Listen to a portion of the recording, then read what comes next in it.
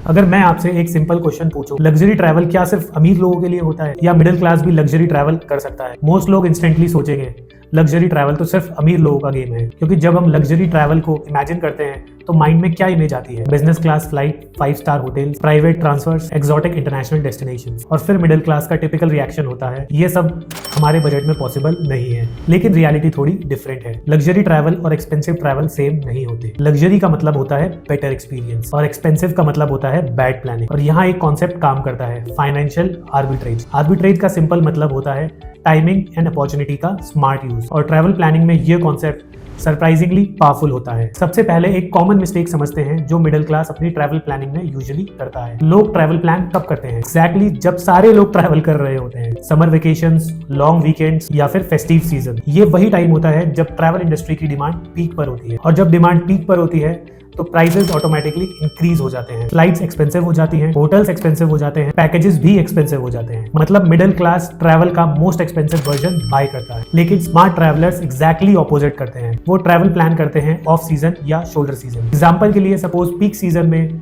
किसी x destination पे hotel की कॉस्ट है 15,000 रुपए, तो ऑफ सीजन में वही होटल की कॉस्ट आपको 7 से 8,000 मिल सकती है। एक्सपीरियंस सेम होता है, होटल सेम होता है, रूम भी सेम होता है, सिर्फ टाइमिंग चेंज होती है। और टाइमिंग का ये डिफरेंस आपकी ट्रैवल कॉस्ट को ड्रास्टिकली चेंज कर देता है। सेकंड स्मार्ट स्ट्रेटजी समझिए, फ्लाइट प्लानिंग डिसिप्लिन। मोस्ट लोग फ्लाइट्स कैसे बुक करते हैं? लास्ट मोमेंट में या जब ट्रैवल डेट ऑलरेडी डिसाइड हो चुकी होती है। एयरलाइन प्राइसेस एल्गोरिदम के हिसाब से डिमांड बेस्ड होती है। जितनी लेट बुकिंग होती है प्राइसेस उतने ज्यादा एक्सपेंसिव होते हैं। लेकिन डेटा ये सजेस्ट करता है कि इंटरनेशनल ट्रैवल का आइडल बुकिंग विंडो 2 से 4 महीने होता है और डोमेस्टिक फ्लाइट्स का 4 से 8 हफ्ते। अगर आप डिसिप्लिन बुकिंग विंडो फॉलो करते हैं तो आपको सेम फ्लाइट्स के टिकट प्राइसेस 30 to 40% चीप मिल सकते हैं। और ये डिफरेंस ट्रैवल बजट को सिग्निफिकेंटली रिड्यूस कर देता है। तीसरा कॉन्सेप्ट जो लग्जरी ट्रैवल को अफोर्डेबल बना सकता है वो रिवॉर्ड पॉइंट्स और लॉयल्टी पॉइंट्स। इंडिया में आजकल क्रेडिट कार्ड्स और लॉयल्टी प्रोग्राम्स रैपिडली ग्रो कर एयरलाइन फ्रीक्वेंट फ्लायर पॉइंट्स देती हैं, होटल भी रिवॉर्ड्स देते हैं, क्रेडिट कार्ड ट्रैवल माइल्स देती हैं। अगर कोई traveller smartly reward program use करे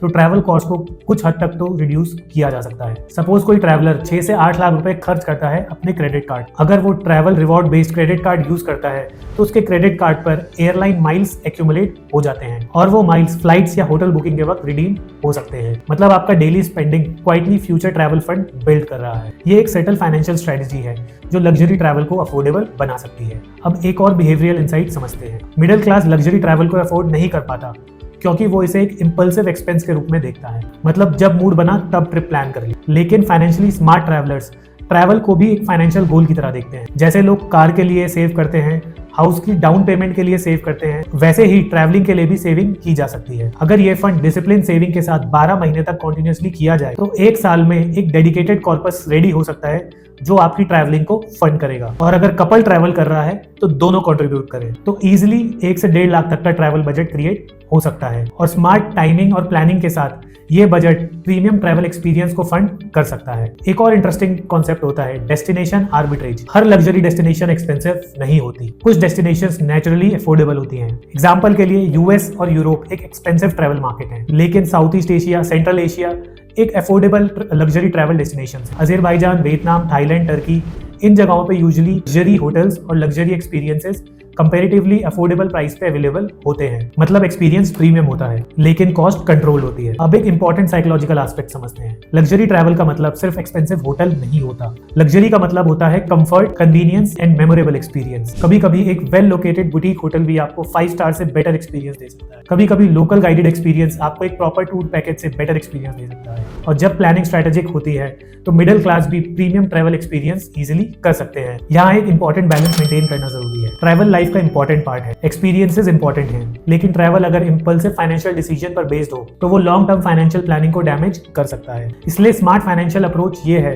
कि ट्रैवल के लिए भी एक प्रॉपर कॉर्पस क्रिएट किया जाए जो हमारे ट्रैवल को फंड करे। इनकम का एक पोर्शन इस चीज के लिए एलोकेट किया जाए और बाकी portion long term wealth creation के लिए, और यही बैलेंस मेंटेन होता है तो ट्रैवल भी पॉसिबल है और फाइनेंशियल ग्रोथ भी। तो अगर हम इस डिसीजन को समराइज करें, लग्जरी ट्रैवल मिडिल क्लास के लिए इम्पॉसिबल नहीं है, लेकिन उसके लिए स्ट्रैटेजी चाहिए, right timing, right booking discipline, reward optimisation, destination arbitrage है और प्लान ट्रैवल बजटिंग। और ये सारे फैक्टर्स कंबाइन किए जाएं तो लग्जरी ट्रैवल सिर्फ अमीर लोगों का प्रिविलेज नहीं रहता, वो एक स्मार्ट प्लान लाइफस्टाइल चॉइस बन जाता है आपके लिए। फाइनेंशियल डिसिप्लिन मिडिल क्लास भी प्रीमियम एक्सपीरियंसेस एंजॉय कर सकता है without compromising there financial future.